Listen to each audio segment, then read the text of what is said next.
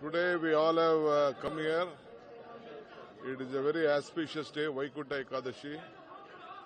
Today there is a system and a custom that whoever visits Vaikunta Ekadashi temple of Lord Venkateshwara and Lakshmi Venkateshwara, they will have the place in heaven.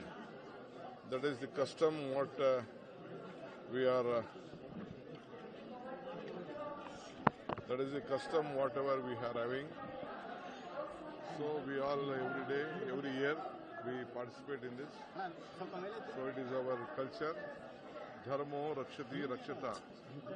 Who safeguards Dharma, Dharma will safeguard them. So all of us, whichever religion we are there, we believe in our dharmas. So I also have a practice of coming to temples, offering prayers.